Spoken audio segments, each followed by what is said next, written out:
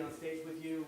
My name is Frederic Funck. I suppose that, yeah, with a name like mine, I could have embraced the career of a pop star. But instead, I was born and raised in the great family of leadership development.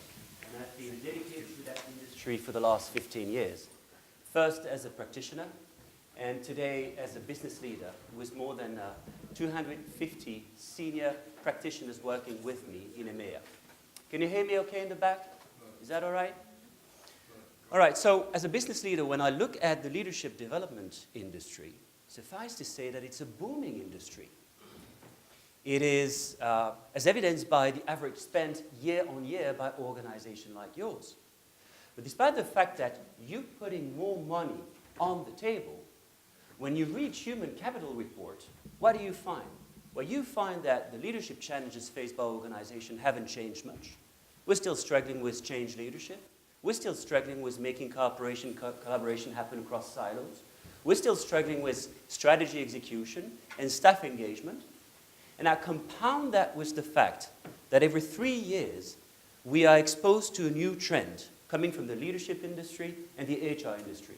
I remind you that 7 years ago, somewhere like 7 years ago, we were all about new ways of working.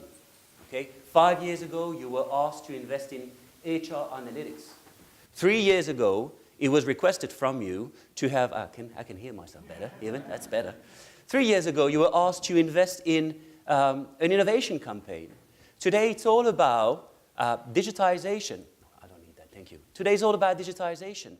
And each one of these trends says it's a radical departure from the way we used to do leadership happen in the past.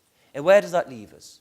Well, that leaves us with an understanding that HR continuously has to invest in reinventing the leadership paradigm and cracking the leadership code.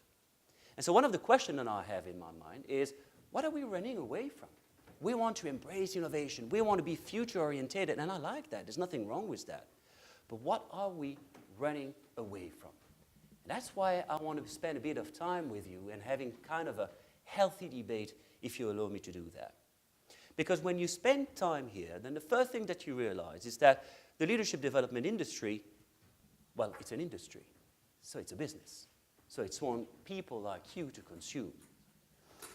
And when you look at something, when, making leadership happen that is not context dependent, that is not future dependent, then what do you find? Well, you find three truths, and that's what I would like to talk to you about. And the first truth is that leadership is hard. And because leadership is hard, leadership development is hard.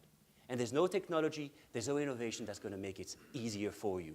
Don't expect the magic wand to come your way 2 years from now, 3 years from now, 10 years from now, because leadership is hard. That's it. Deal with it. Accept it.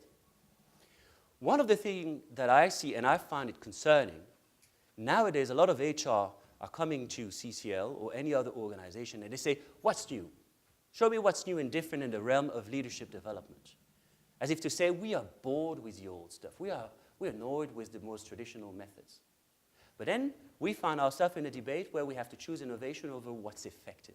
And that's a very dangerous decision to make. You shouldn't choose one against the other. You should embrace both.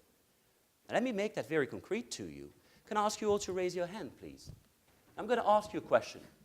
All raise your hand. I'm going to ask you to answer a question by keeping your hand up if you say yes and putting it down if you say no.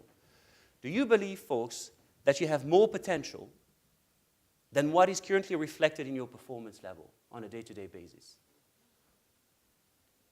Almost, okay, thank you for participating, almost not a single hand down. What does that mean? Well, that means I'm sure that I'm facing the leaders of this world here, and I'm sure that you are highly trained people, and yet you're not capable of bringing that potential out more often. That, I hear CEOs saying, we're not really sure if we need to consider leadership development as a cost or as an investment, and they're questioning the return on investment. But there's a huge cost of opportunity having people who are trained not being able to bring that potential out. And that forces us to say, well, innovation is good, but we need to look at what is effective, what helps us to bring that potential, because potential, when it's not brought to the surface, has a real cost of opportunity. So that brings me to truth number 2. And truth number 2 forces us to define what is effective in the realm of leadership development. And what I want to say is that you're probably over-investing in competency building and skill building when you approach leadership development. Now, why am I saying that? Well, it's only normal, let me take an example, that if you're faced with a change initiative in your organization, well, most probably you want to have competent change leaders, is that right? You want to have competent change leaders, but what I'm telling you is that the competency itself is going to count for 30 or 40% of your success, and the 60% remaining need to come from elsewhere. Now, why am I saying that? So here's a second thought experiment with you. I'd like you to think about one of your most pressing challenge at the present time, something that really is kind of annoying you. It's been there for weeks, even months maybe. Just think about something that is really challenging. And as you have a mental image of that challenge that you're facing, let me ask you a question. Which percentage of your challenge is mental? And which percentage of your challenge is technical? So the mental challenge, if you will, has to do with your sense of resolve. How bad do you want it? You know, are you connected to the voices of confidence, or are you connected to the voice of fears? How much are you willing to endure in the face of that adversity? That's the mental challenge that you're facing. And the technical one, if you want, are the technical skills that you need if you want to surmount the challenge that you're facing. What's your ratio? Let me just ask a couple of people, you if I may. What's your ratio? Maybe 80-20. 80 mental, 20, what's your ratio? 90-10. What's your ratio? Yeah, between 80 and 90 as well. All right, I don't have to go any further. Can we agree that the mental game is a critical success factor? Can we agree? Everyone says yes? But what do we do instead? Well, we're working on our slide deck, is that right? We're working on our processes, is that right? We're working on the technical game. You're not going to succeed with that, folks. If you want leadership development to happen, you got to go into that realm that is ill-defined, that we call awareness, self-awareness. And that brings me to the third truth. That's the last one I want to share with you. That is, we do not need better leaders as in more competent leaders. We also need better leaders as in more mature leaders. And that's where we're going into not only talking the leadership talk, but also walking the leadership talk. Talking the leadership talk is to say, we need accountability.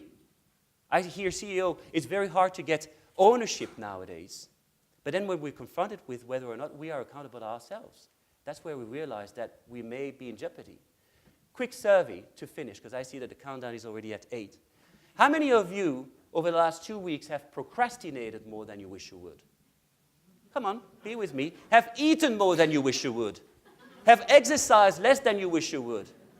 Okay, so we talk about accountability, but we're not necessarily accountable ourselves. So here's the last thought. At a time where we're all rushing in one direction for innovation, I invite you to look at the wisdom of the past and understanding that there's a lot of things that can make your program effective. Thank you for your time here.